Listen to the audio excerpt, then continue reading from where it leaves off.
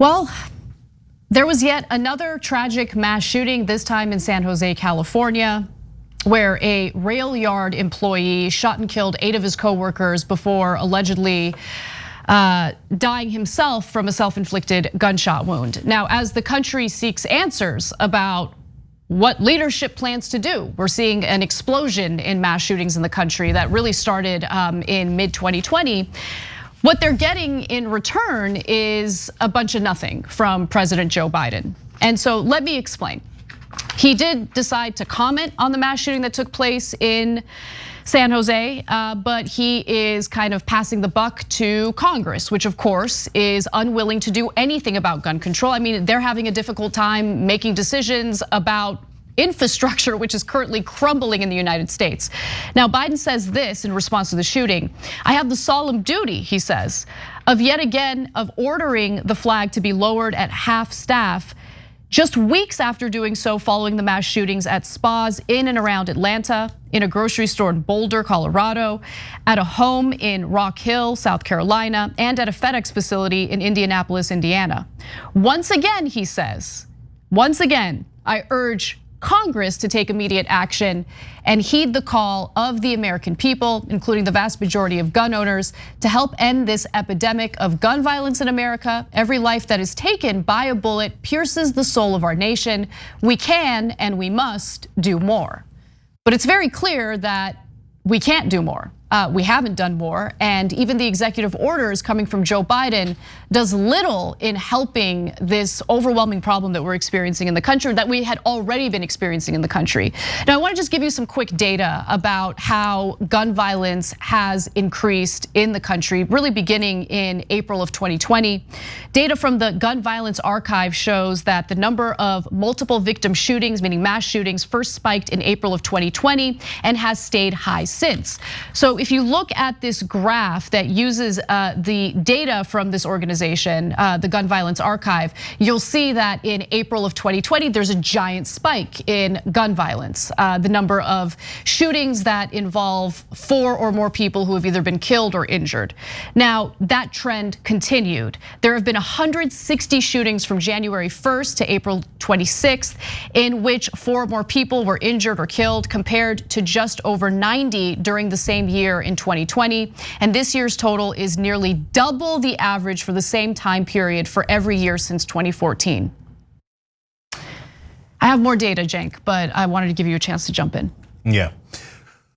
So Congress has been urged, well, consider the problem solved. So if you get frustrated that nothing ever gets done, understand why nothing ever gets done. So there's 2 components to it. One is the classic corruption. Republicans take money from the NRA, and they're never going to pass any gun regulation, even the most basic protections. As you might or might not know, because mainstream media barely ever covers it, even cop killer bullets can't get banned in America. Oh, blue lives matter, unless Republicans are attacking the cops on January 6th, and unless they're protecting people who want to murder cops by using cop killer bullets. Those are the ones that could pierce their vests and protect people on the terrorist watch list, and we can keep going and going and going. So point 1 is Republicans taking money from the NRA. And point 2 is Democrats not doing a goddamn thing about it. So the way that you would do something about it is you would use the power of your bully pulpit. If you're Joe Biden, you'd put up pictures of the 9 people who died in San Jose, and then you would say, the Republicans have this on their hands. They have blood on their hands because they block every piece of legislation that would have prevented this. So the politics is real. It affects your real life, and sometimes it literally gets you killed. And so when the Republicans vote no on our proposals, understand, look at these 9 faces, and you will see 9 faces just like that in the next shooting, and the next shooting, and the next shooting. So every time you see a massacre in America, understand that that was brought to you by the Republican Party. And then what you do is you build pressure and pressure until their poll numbers go down low enough that they want to do something about it. Now, if you don't ever do that and you just urge them, that means you're doing absolutely nothing at all, and the massacres will continue. Yeah, exactly. And I mean, just to add to your point, in Texas, they just passed a law, and of course, Governor Greg Abbott signed it, indicating that individuals can carry their guns without a permit. They don't need a permit. So we're actually going backward in many regards when it comes to gun violence in the country. And during the pandemic, there really was an increase in gun sales. It's hard to track the exact number because remember, there are private gun sales that happen that are not, they don't need to go through a federal background check. So these are some of the federal background check loopholes that need to be closed, and they haven't been closed.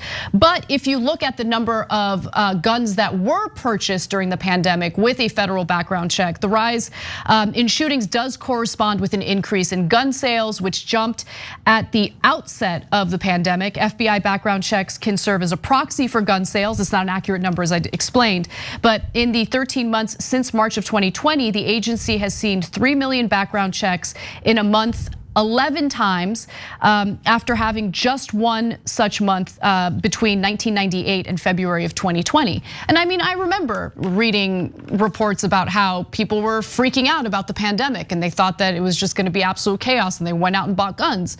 So there's a correlation here, an increase of gun sales, and now we're experiencing an increase of gun violence.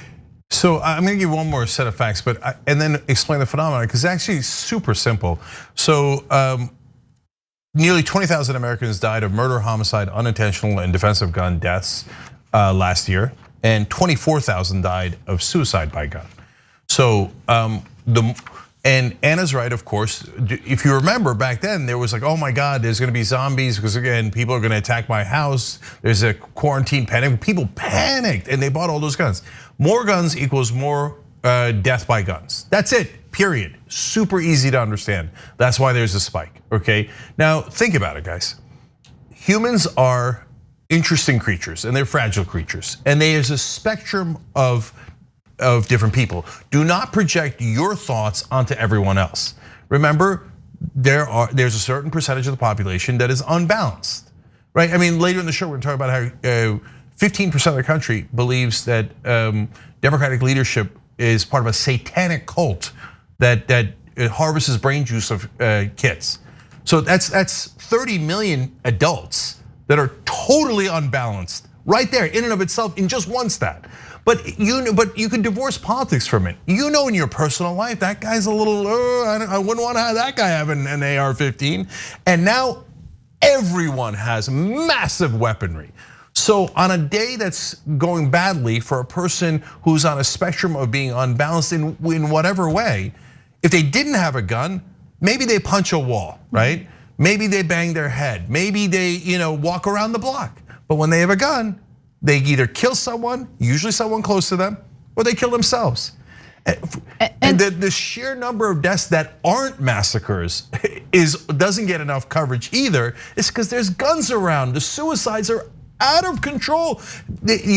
Humanity had the same exact urge for suicide pre these giant gun sales. But there wasn't anywhere near as many suicides because it's hard to kill yourself without a gun. But with a gun, it's super easy and works over 90% of the time.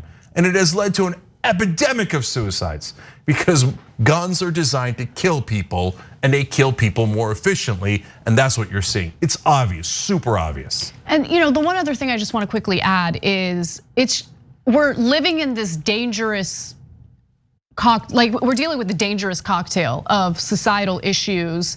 And then you put guns on top of that, and it's not really that surprising that you would see gun violence. First off, violence or violent crime, I should say, is up all throughout the country. There's been a spike, and I'm sure the pandemic has something to do with it.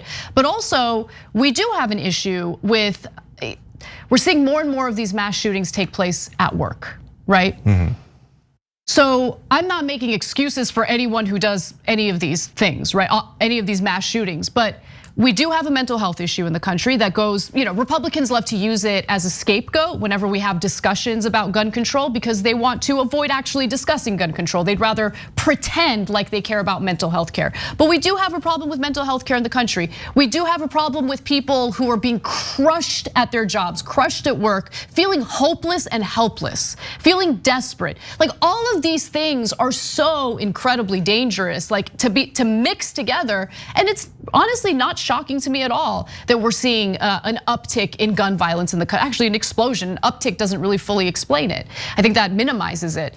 And so to see Biden, who with many of his other policies, campaigned as like some bold progressive on wanting to do something. We got to do something about gun control. I mean, he talked about it in the joint congressional session when he gave a speech in front of a joint session of Congress. We need to do something about gun control, but I know there's only so much a president can unilaterally do, and I also understand that the second Biden's out of office, a Republican president can easily reverse Biden's executive orders on gun control. But we got to do something. I mean, what we saw in the form of his executive orders were embarrassing, to be honest. Like he wants some regulations on gun modifications that turn pistols into veritable short-barreled rifles. Okay, that's probably the strongest thing. He is encouraging red flag laws. Encouraging. That's not really an executive order. That's not an order. It's nothing. And also, he is ordering a federal study on gun trafficking. Oh, a federal study. Here, I can conclude the study for you. We just gave you the numbers. It's up. It's really, really up, and it's never gonna stop. So, in fact, as usual, our members are awesome. By the way, Lanny Holofield and John Simon just signed up by hitting the join button below on YouTube while we were doing this segment. And Maui Greg wrote in our member section, oh, nothing is more unintentionally and darkly sarcastic as an American politician saying enough after a mass shooting. No, it's never enough. And then Gavin Newsom, because he's in California, the governor of California comes out and says, what the hell is going on in the United States of America? What the hell is wrong with us? Gavin, stop the theatrics. We know what's wrong. People are allowed to buy guns endlessly, and guns kill people. That's it, I solved it for you. Now, that's not the question. The question is, are you ever going to do anything about it? And the answer so far, for the last couple of decades, has been, hell no. We're just gonna have endless massacres. Look, I'll give you the last analogy. Now, people say, hey, I'm a responsible gun owner. Yeah, but you get that a huge percentage of people who buy guns are not necessarily responsible gun owners, right? Do you understand that? And so when you say, okay, I get to buy a gun, well, so does like the most unhinged people you've ever seen. So if you did it with another weapon, you could easily see why it would be a bad idea. Should we give everybody a nuke? Well, I'd be very responsible with my nuclear weapon. I would protect it at all costs. I'd put it in the safest safe you could possibly find, and I wouldn't want anybody touching it. But then I know a couple of people that I definitely wouldn't want having nukes, okay? Yeah. And a gun kills people at a lower rate, but that's what it's designed to do. So telling us that guns are wonderful and angelic and only responsible people use them is absurd, and you know it the minute you make the weapon larger. It's obvious. Thanks for watching The Young Turks, really appreciate it. Another way to show support is through YouTube memberships. You'll get to interact with us more. There's live chat emojis, badges. You've got emojis of me, Anna, John, JR, so those are super fun. But you also get playback of our exclusive member-only shows and specials right after they air. So all of that, all you gotta do is click that join button right underneath the video. Thank you.